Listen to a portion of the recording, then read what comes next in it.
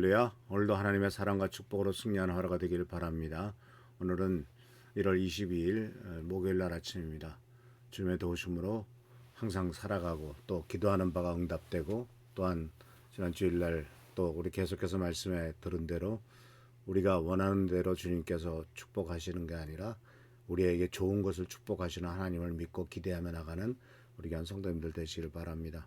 오늘 말씀 로마서 10장 17절입니다. 그러므로 믿음은 들음에서 나며 들음은 그리스도의 말씀으로 말미암으니라. 말씀으로 사는 공동체는 어떤 모습으로 구체적으로 살아가겠습니까? 그리고 이 말씀으로 사는 공동체는, 이것이 말씀으로 산다는 것은 추상적인 것이 아니에요. 실제적인 삶의 방식입니다. 그래서 오늘 네 가지 정도를 간단하게 생각해 보려고 하는데, 첫 번째, 오늘 로마서 10장 17절에 나오는 말씀처럼 믿음은 들음에서는 하나님의 말씀을 들어야 되는 거죠. 말씀으로 사는 공동체는 말씀을 듣는 공동체입니다. 그래서 듣는다라고 하는 것은 단순히 소리를 듣는 게 아니죠. 귀를 기울이는 겁니다. 우리는 음악을 틀어놓고 듣습니다. 그리고 그냥 흘러갑니다. 그것을 깊이 묵상하는 사람은 없습니다. 또 노래를 들을 때도 어떤 때는 감정적으로 느낌이 있지만 그걸 가지고 계속 생각하지는 않죠. 그냥 지나갈 뿐입니다. 그러나 하나님의 말씀을 듣는 것은 단순히 소리를 들는 것이 아니라 귀를 기울여서 주목하고 받아들이는 거죠. 목적은 무엇입니까? 듣기만 하면 안 된다는 얘기예요. 야고보 사도는 이렇게 말했죠. 듣기만 하면은 자신을 속이는 자가 된다. 대신 말씀을 행하는 자라라고 말하죠. 듣기만 하고 행하지 않으면 자기 자신을 속이는 겁니다. 나는 오늘 좋은 말씀 들었어.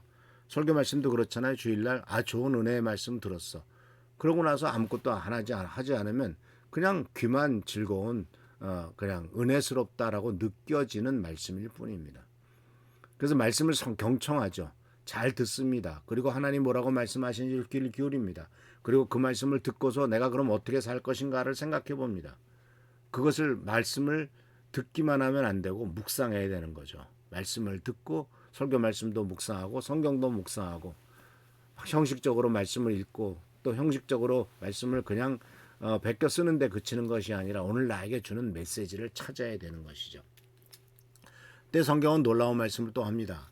말씀을 들었냐? 말씀도 먹어라 라고 말해요.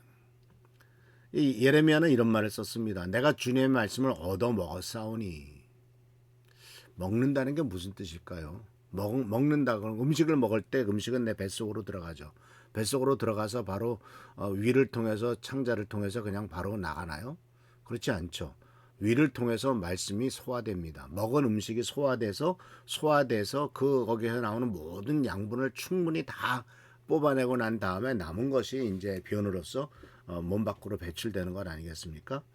그래서 음식을 먹으면 소화 과정을 거쳐가지고 우리 몸의 일부가 되죠. 그것이 바로 세상 말로 피가 되고 살이 됩니다. 또 에너지가 됩니다. 그래서 우리가 살아가는 힘을 얻게 되죠. 말씀도 마찬가지예요. 말씀을 먹어야 됩니다. 우리의 생각이 되고 강점이 되고 잠정이 되고 우리의 의지가 됩니다. 그래서 이 말씀을 먹는 공동체는 말씀을 암송하는 거죠. 시편 119편 11절에 말하죠. 내가 주께 범죄하지 아니하여 주의 말씀을 내 마음에 두었습니다. 말씀이 내 마음속에 두는 것, 이것이 바로 암송하는 것이고, 필요할 때마다 말씀이 자동적으로 탁탁 떠오르게 하는 것, 이것을 말씀에 깊이 새기도록 하는 거죠. 문제는 속에 무엇이 가득 차 있느냐라고 하는 것이죠. 흔들리면은, 예를 들자면은 어떤 그 통 속에다가 물을 넣고 또 한쪽에는 술을 넣고 또 한쪽에는 어떤 약품을 넣고 해가지고 그걸 싣고 간다고 합시다. 근데 그때 자동차가 흔들리면 그러면 그 속에 있는 게 튀어나오겠죠. 그래서 인생이 흔들릴 때 내 속에서 튀어나오는 게 뭡니까? 하나님의 말씀입니까? 아니면 세상적인 방법입니까? 또는 세상의 원망입니까? 결국은 내 속에 가득 차 있는 것이 나오기 때문에 내 속에 계속 넣고 묵상하고 내 것으로 만드는 거죠. 그래서 단순히 아는 것을 그치지 않고 실천하는 것입니다. 그리고 세 번째는 말씀을 붙들어야 돼요. 이 말씀을 붙든다라고 하는 것은 뭐냐면 시편 119편 105절에 나오는 것처럼 주의 말씀은 내 발의 등이요 내 길의 빛이다 라고 하는 말씀인데, 이것은 인생에 어두울 때 나타나고 있죠. 어두운 인생의 순간이 옵니다. 앞이 보이지 않는 순간이 오죠. 어떤 결정을 내려야 될지 막막할 때가 와요. 그럴 때 뭘 붙들 거냐. 세상의 지혜를 붙들 거냐, 아니면 세상의 권력을 붙들 거냐, 아니면 인간관계를 붙들 거냐, 어떤 꼼수를 붙들 거냐, 아니면 하나님의 말씀을 붙들 것이냐. 그래서 하나님의 말씀을 붙드는 공동체는 어려울 때, 어려운 결정하고 어려울 때 힘든 일이 생기면 항상 하나님의 말씀으로 돌아갑니다. 주님, 말씀해 주십시오. 내가 닥치는 이 문제에 대해서 성경은 뭐라고 말씀하고 계십니까? 이 말씀에 대해서 하나님의 뜻은 무엇입니까? 그래서 예수님께서도 우리들에게 너희는 먼저 그의 나라와 그의 일을 구하라고 하는 것은 인생에 닥치는 많은 문제점이 있을 때 사람의 생각이나 세상의 기준보다도 하나님의 뜻이 무엇인가를 찾고 있는 하나 말씀의 원칙을 우선시하는 것을 보게 됩니다. 그래서 또한 고난 속에서도 말씀을 놓지 않는 것이죠. 욥은 모든 것을 잃었을 때에도 내가 그의 명령을 지키지 아니하고 어기지 아니하고 일정한 음식보다 그의 입의 말씀을 귀히 여겼다라고 말씀하고 있고 고백하는 것을 보게 됩니다. 그리고 마지막으로 네 번째는 말씀으로 선택하는 거죠. 말씀으로 사는 공동체는 말씀으로 선택하는 공동체입니다. 우리는 매일매일 뭔가를 선택합니다. 작은 선택에서부터 큰 선택까지 있습니다. 인생은 선택의 연속이죠. 그런데 선택의 기준이 뭡니까? 바로 여호수아처럼 하나님의 말씀을 선택의 기준으로 삼고 말씀으로 선택하는 기준은 이것이 우리들의 삶을 인도하는 것이죠. 그래서 말씀을 선택하는 공동체는요, 편리함보다는 원칙을 선택하는 거죠.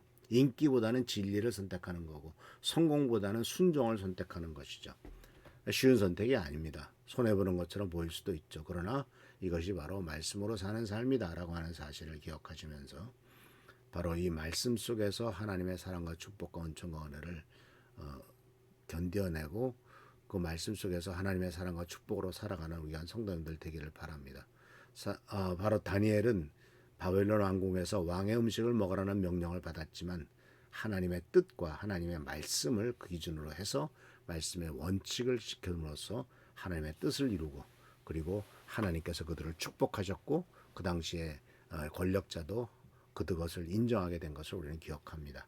그래서 말씀을 선택하는 자를 하나님께서는 지키시고 높이신다는 사실을 기억하면서 우리 미랄교회 미랄 공동체도 끊임없이 말씀을 선택하고 말씀을 붙잡고 말씀을 먹고 말씀을 실천하는 귀한 공동체가 되기를 축원합니다. 할렐루야 축복합니다. 좋으신 주님 은혜를 감사합니다. 말씀을 받고 먹고 또 묵상하고 내 것으로 삼고 선택하고 아버지는 또 말씀을 온전히 말씀으로 행하는 붙드는 우리 공동체가 되도록 축복하여 주옵소서. 미랄교회가 주님의 사랑과 축복과 은총과 은혜가 넘치도록 하시고 그래야 영광과 존귀를 주께 돌리도록 역사하여 주옵소서. 오늘도 함께 하시고 축복과 은혜로서 채워주시기를 바라옵고 예수 그리스도의 이름으로 감사하며 간절히 기도하옵나이다. 아멘. 오늘도 주께서 축복과 능력으로 함께 하시길 축원합니다. 할렐루야 축복합니다.